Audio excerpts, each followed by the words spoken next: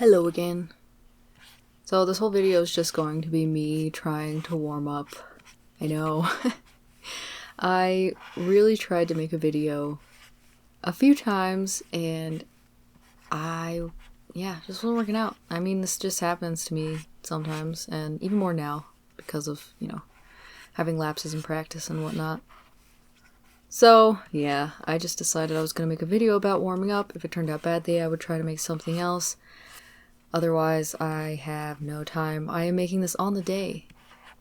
Yeah, on Tuesday, when the video should already be up by like 5 a.m. my time. So, yeah. But maybe, it'll be interesting for some people to see what I do sometimes when I'm getting frustrated. And this in particular is me getting frustrated drawing full body things. I feel like I'm not wrapping my head around the shape overlap and things like that again, so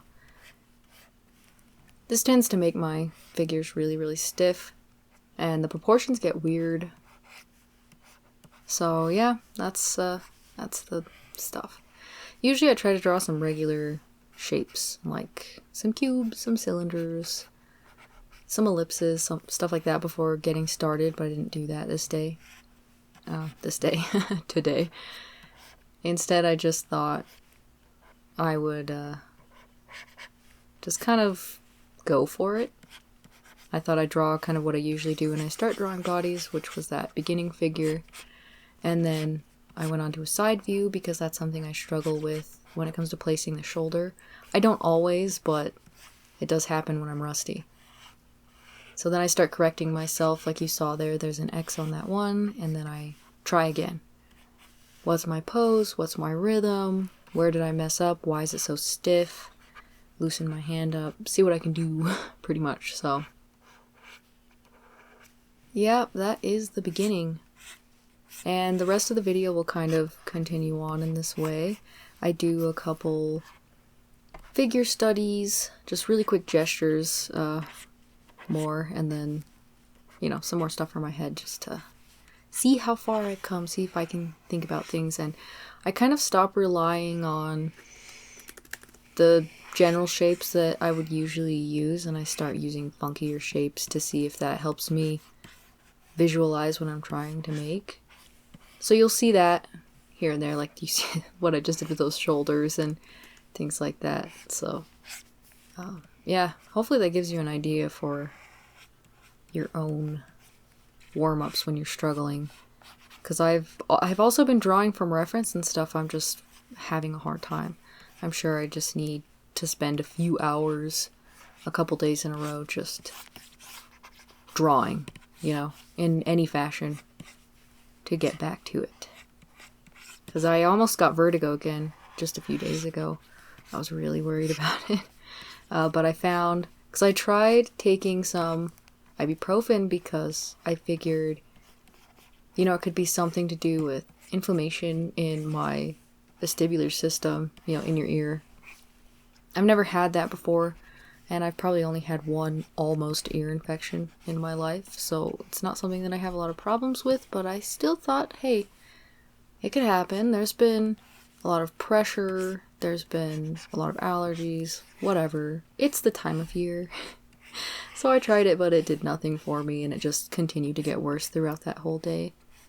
And then I thought, hey, maybe I could try something for motion sickness, because I remembered reading about it, doing something with your nerves, and, maybe that would help me.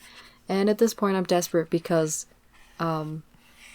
I only had a few days until I needed to go to work, and the day that I was getting vertigo was the day before I had to go to the farmer's market, and yeah, I was worried. I was definitely concerned, so I went ahead, gave it a shot, and it didn't fully take it away, but it definitely took the edge off. And this is nowhere near the level that it got to last time. I didn't really let it get that far, thankfully. So, yeah. And it did eventually chill out, so I don't know what it was exactly, and I'm still assuming something to do with my vestibular system, but I can't really say. So, we shall see. But I was just glad to have something kind of take that edge off so that I could focus on what I needed to do, because I was already working on things, had a lot of stuff I needed to finish up, and I didn't want anything in the way of that, and I wanted to make my video. And every single time I get this vertigo, it makes me forget things. Like, I will forget something that just happened. It's just gone. It's really weird. And I'm sure part of it is I'm so off kilter that I'm focusing so much on my movements that I'm not focusing on what I'm doing exactly. So, yeah, and it makes it really difficult for me to draw or even think about drawing, annoyingly. So, I went through a few days of having some like cloudiness and whatnot. Not enjoyable, but it's fine. I get it sometimes anyways. We had really high pressure here, so, well, you know, hopefully it's that. Sorry, this is kind of boring. But, yeah, so now I'm kind of trying to come out of it and get back to drawing and being able to mentally visualize and imagine movement again. But you can see what I was talking about in that midsection that I just drew over there, where I'm not using shapes that I usually would. They're not even fitting together perfectly, but it's good enough that if I went back over the top of it, I could fix it. It wouldn't even be that hard. I could fix it. And just being able to get a figure out quickly enough, again, and, you know, fairly decently, fairly accurately, that you can work with it, and that's what I want. So yeah, and then trying to get back to being able to see it in space, which is already something that I kind of struggle with. I want to be able to see something from a top-down view in my mind's eye before I put it down on paper. I know there are people who can do this on their, like, without having that. People who don't have, like, the ability to visualize mentally like that. I'm sorry, I already forgot what it was called. And again, still struggling. I'm sure you could tell in the last video I was already getting it, because I start to have a hard time remembering words I want to say or stringing sentences along, and it's really, really annoying. I think part of it is allergies and also a lack of sleep, because I do get super exhausted as I go a really long time only getting like a couple hours or whatever of sleep, and then just being up all day long because I'm not a nap person. So, yeah, but we're gonna work through it. We're gonna work through it. I'm doing my best. I hope you can draw along with this and it's not too annoying. This right here is referenced, by the way, this picture. And I draw a man, but the reference was a woman, a female boxer. I really liked the pose. I leaned it forward a little bit more onto that one foot. I just thought it would look better with a tilt. Yeah, see? Ref. And I can tell it helped spending that time to draw, because I'm actually fully remembering the reference that I used in my head. I could probably draw it again. Even with the female body, just for memory. So it did help, and that is what I aim for. Not just with the reference drawing, because obviously I drew from my mind and scribbled all over the place first. I almost thought of making this video on kind of like an anatomy study session kind of thing, because I do that sometimes when I'm struggling, and I find it really, really enjoyable and really soothing, probably because I've done it for such a long time. Because I've mentioned before, but I used to believe the only way to get good at drawing was to get really good at, you know, understanding anatomy, and I still think that's a really good part of it, but I think even bigger than that is probably understanding shapes and gesture, because shapes kind of play into anatomy to a point, and then if you go into deeper study and understand how all the muscles and everything kind of lock together, that gives you a better understanding of those shapes as they move. And I think that that's really, really good. That was something that helped me later on when I realized. And I did draw her legs very small. Don't worry, I was aware. Here's me redrawing them. Because they just ended up super small. And then her booty did too, which I also fixed. Thankfully. We do like a bubbly butt.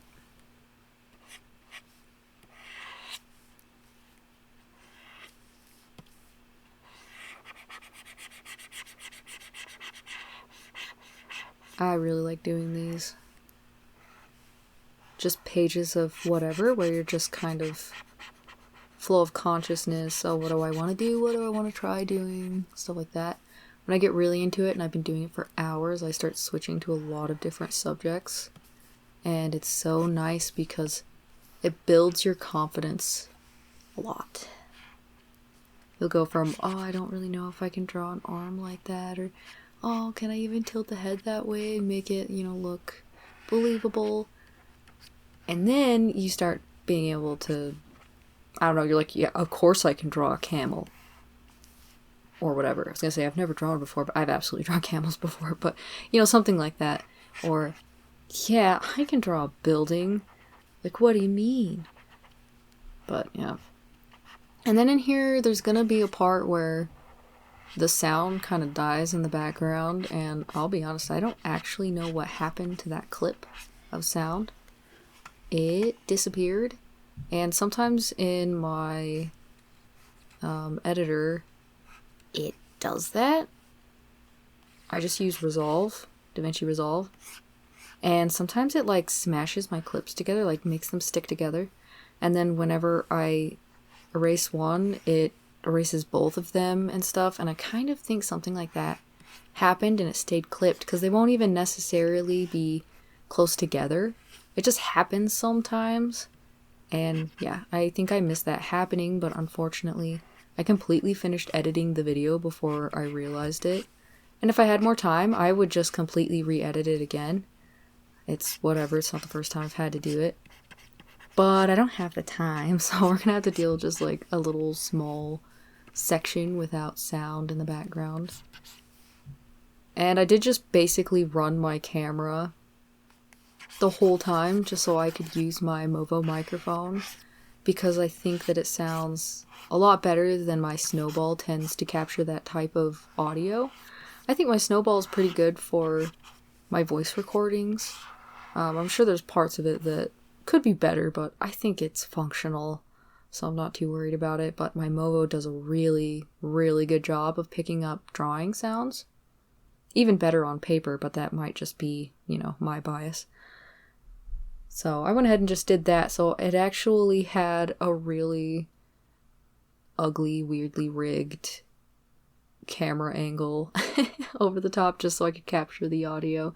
And it's a little bit in my face, but not horrible, because obviously I didn't really need it to record the screen. I just needed it close enough that you guys could get some decent sound quality of the drawing, because most of the time when I do these and there's no audio in the background, I feel kind of like a jerk, because I know that I really enjoy the background noise, and I usually don't put music in the back of my videos because my voice is never loud enough to go over the top of them, no matter how I edit it and no matter how low I try to get the music. So yeah, I gave up on that.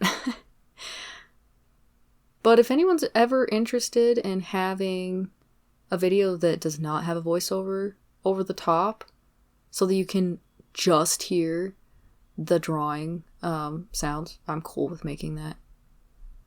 Yeah. I'm totally fine doing that. I will not take offense. This is also still from reference.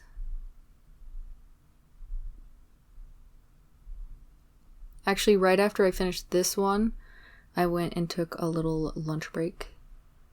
I had to go make my brother some lunch. Actually, that ended up being way faster and easier because I forgot we had some leftover pizzas. We just had leftover pizza, like the little animals that we are.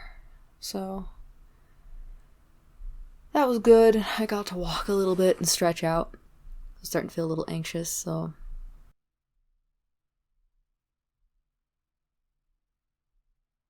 But the break usually does me good. If I start doing something like this, stop in the middle and then come back to it, I usually come back feeling much better. I don't know if it just gives your mind time to digest or what, but yeah, felt good.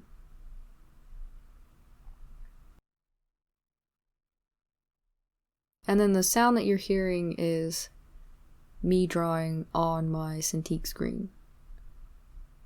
And I have mentioned it before, but I will say again that I use a Cintiq 16. Not a Pro, just a 16.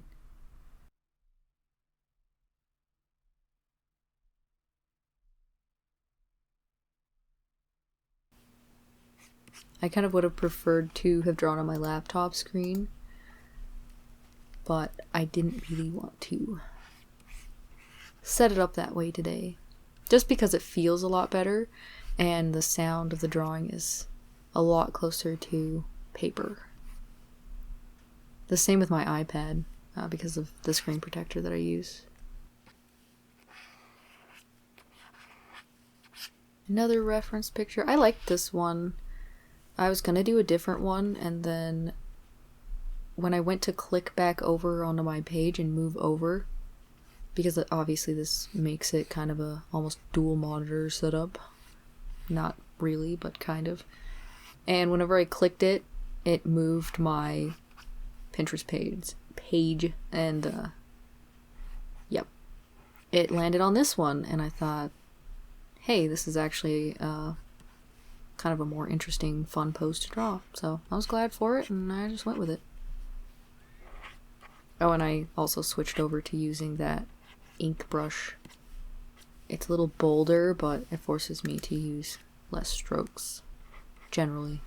Not always. In theory, it helps.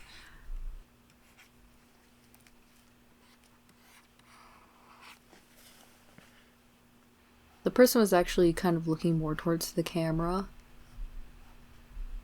But I was just thinking about when I used to do a lot of exercising, and you do some of those static hold poses that are so awkward, and they challenge your balance, and you're usually just like staring forward. And yeah, so that's how I drew it instead.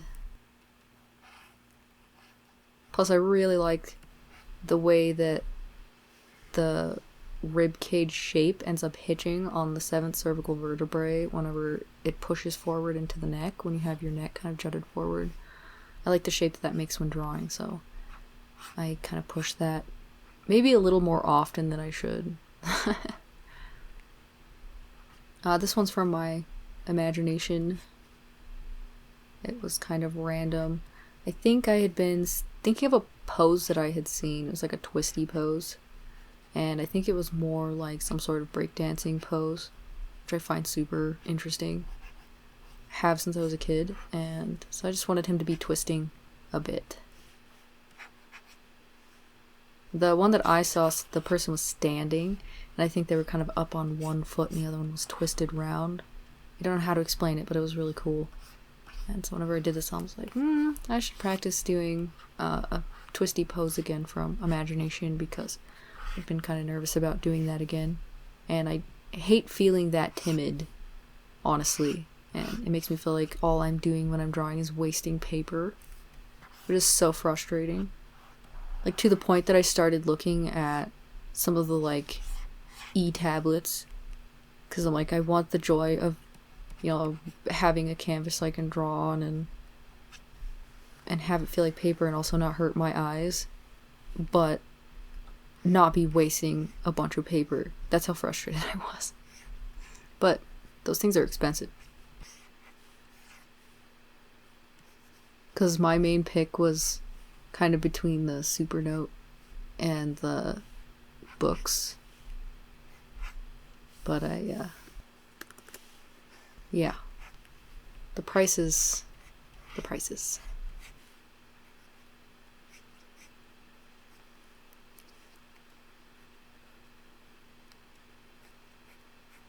Clearly another one from imagination.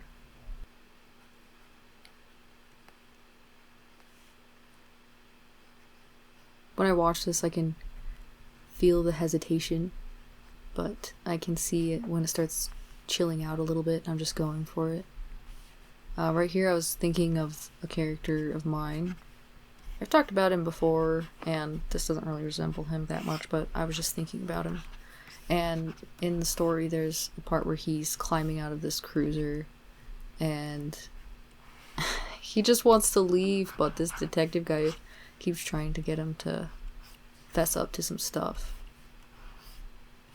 But he gives him enough information, the guy stops heckling him, and he's just like, "Can I go now?" And he can, and he does.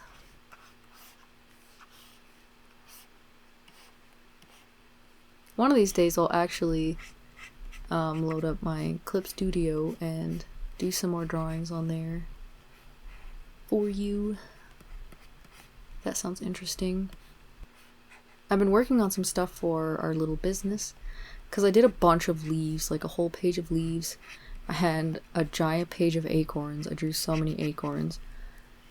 And I had to do them vector because, well, we were thinking about using our laser to engrave them onto some stuff. And then you also want the versatility of being able to sublimate. But we found that the vector drawing lines actually turn out much better on the program that we use, because we use an X tool, S1. So yeah, I just did a bunch of those in vector, and that's really slow for me. And we were making a bunch of that, and then I decided I really wanted to draw something. Well, I want to draw multiple things Halloween themed, but I decided I was gonna draw like a super cute chick with this really cool umbrella that's got essentially a pumpkin top on the, what do you call a stem? Yeah, sorry. A pumpkin stem on top of the umbrella, and I actually thought that was going to be my video this week. But because I wasted so much time still trying to film one when I could, and it didn't work out, I wasted the time I could have finished that and shown it to you guys. It would have been a time lapse anyway, so maybe people aren't as interested in that, but I still plan on eventually making a video out of that. Because I'm close to finishing it. I always say that when I have like 4 hours left on something. But yeah, close to finishing it, and I think she's pretty cute. I think I could live with it. There's another pose that I draw in the beginning of that video, because I do a bunch of pose thumbnails. I say a bunch. I think I did like 3. I did a few pose thumbnails to kind of figure out what I wanted, and it ended up being left up to other people to choose, because I probably would have chosen the other one, but I want one that when people look at it they think, oh, that's the one that I want, that's the thing I think is cute, so I did that pose instead. I basically had my mom pick, I'll be honest, and yeah.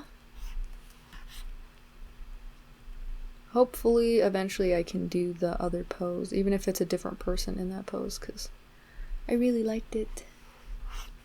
And we'll do the simpler one for that video. I have a weird obsession with those to-go coffee cups. I was just saying this today. My sister had to go to town, and she brought me back some coffee from this gas station we like. I think I've mentioned this very recently. I'm getting deja vu. And yeah, she brought me back a coffee, and I always, or have always, I guess, liked those coffee cups. When it comes to this pose right here, I was thinking about someone falling forward, but either their hands are bound or they're wearing handcuffs or something. I find the balance issues with, like, I don't know, not being able to use a leg or your arms or something to steady yourself weirdly interesting. Maybe just from watching a lot of movies. And I think that, like, the pattern of staggering is kind of interesting when you see animators that can do that right. It looks so good. I mean, obviously real life's gonna have a hold on that, but I really like animation and how it tends to exaggerate movement. I always have, though. I'm sure I'm just within that generation of people, really. Years and years ago, I almost considered going to, or attempting to get into some sort of animation school, but I decided against going to anything like that.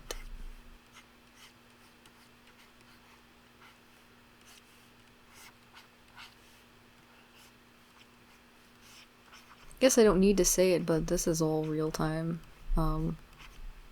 Just with the jump cuts again.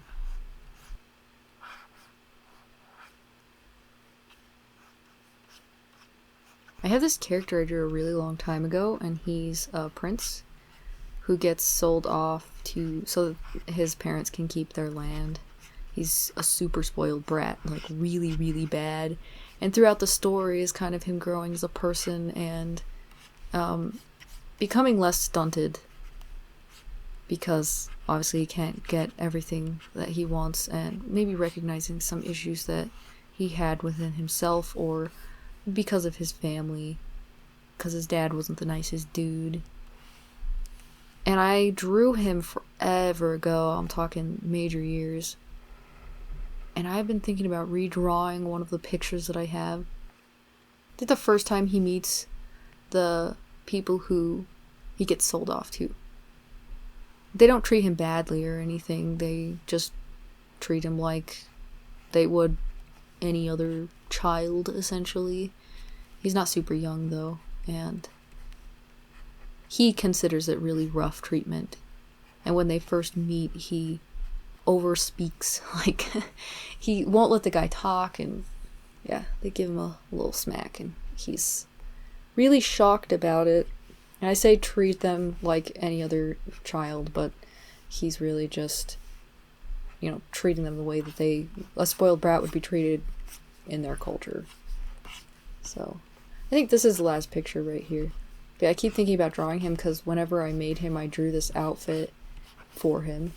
And I don't know, I just thought about it a lot. I'm sure if I looked back through all of my things, I could find it again. But I remember back in the day being kind of proud of that picture because I didn't fully paint things very often, definitely not digitally. I wasn't very comfortable with color and whatnot. But I really like the contrast between, because he had a really gorgeous skin tone and this like aqua blue color for the clothes. And he was part of a desert people. I mean, this is redundant at this point. It's not really that important. I just want to redraw. I just want to redraw that picture eventually if I find the time. I have one, I think, on the page where he's riding this big ox or whatever because they're telling him that he can't ride a horse. But yeah, this is it. Thank you so much for watching. Have a good day or night, and bye.